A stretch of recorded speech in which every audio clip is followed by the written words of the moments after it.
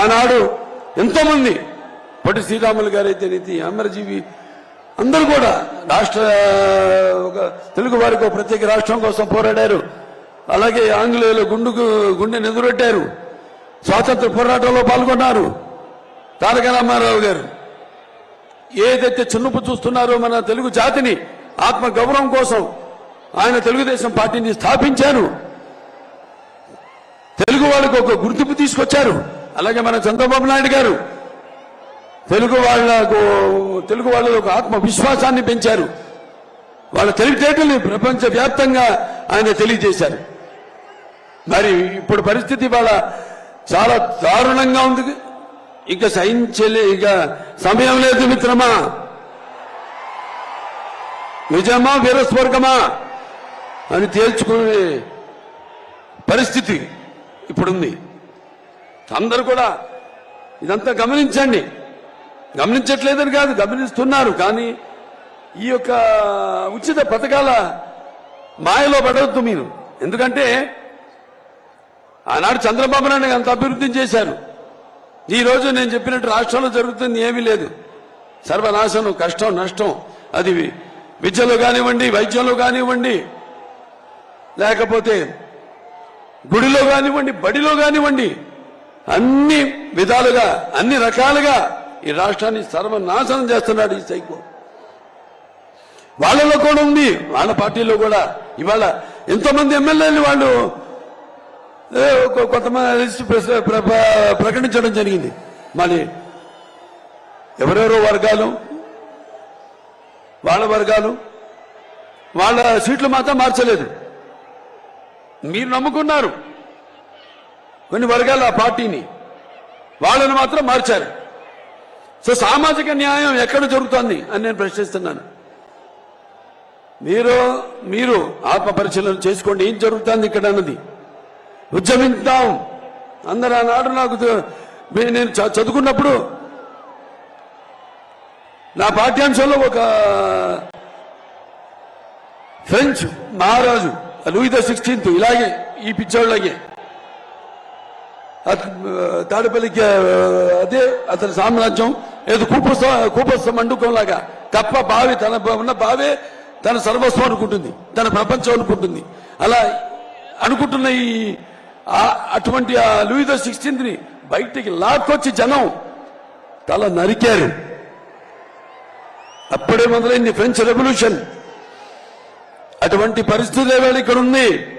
మనమంతా కూడా మన హక్కుల కోసం ఏ ఒక్క ఛాన్స్ అని చెప్పి అధికారంలోకి వచ్చి మొత్తం అన్ని సర్వ వ్యవస్థలను నిర్వీర్యం చేశాడు. అందరినీ అంటే అటు యువతనైతే మీ పరిశ్రమలు రాకుండా, యువతకి చదువు రాకుండా ఈ గంజాయి ఏదైతే ఇవన్నీ ప్రవేశపెట్టారో వాళ్ళని వేలెత్తి ప్రశ్నించకుండా ఏవేవైతే అలా మత్తు పదార్థాలకి అలవాటు చేస్తున్నాడో, ఎలా ప్రజలు ఈ రాష్ట్రాన్ని వలస వెళ్ళిపోతున్నారు వేరే రాష్ట్రాలకు. ఇవాళ మరి కట్టిన తెలుగుదేశం అధికారంలో ఉన్నప్పుడు కట్టిన టిట్కోయిడ్లు ఉన్నాయి. అవన్నీ ఎవరికి పంచిపెట్టలేదు. ఏదో టైం టేబుల్ మాత్రం ఒకటి ఇచ్చాడు.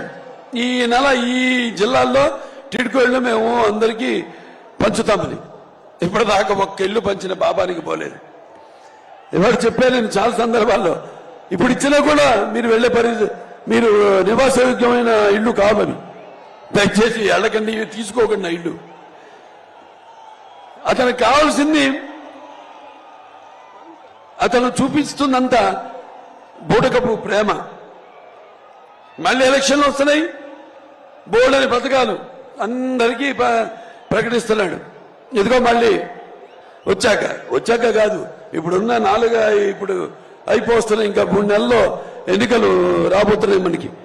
ఈ ఉన్న 5 సంవత్సరాలు ఎక్కడ తెచ్చాడని, ఏం చేశాడని, ఎవరిని ఉద్ధరించాడని, ఈ రైతులు ఏదైతే అమరావతి రైతులు వాళ్ళ భూముల కోసం ఉద్యమిస్తున్నారో వాళ్ళందరినీ పెయిడ్ ఆర్టిస్టులు అన్నాడు. మరి మొన్న ఇక్కడ విశాఖపట్నంలోనే ఈ యొక్క కన్వెన్షన్ జరిగింది. ఈ యొక్క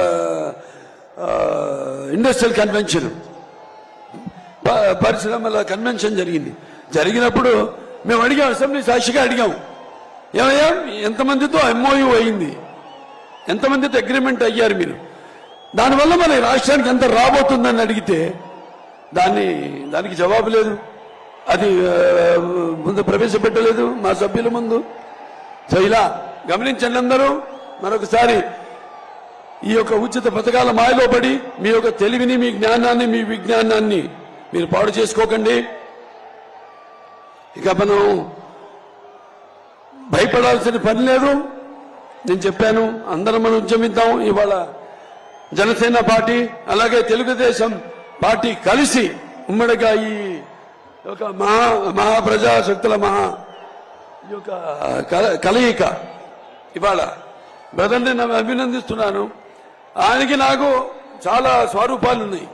ఆయన ముక్కుసూటి మనిషి, నేను ముక్కుసూటి మనిషి. ఏమున్నా కూడా కుండ బద్దల్లో కొట్టేటట్టు మాట్లాడే స్వభావం మాది.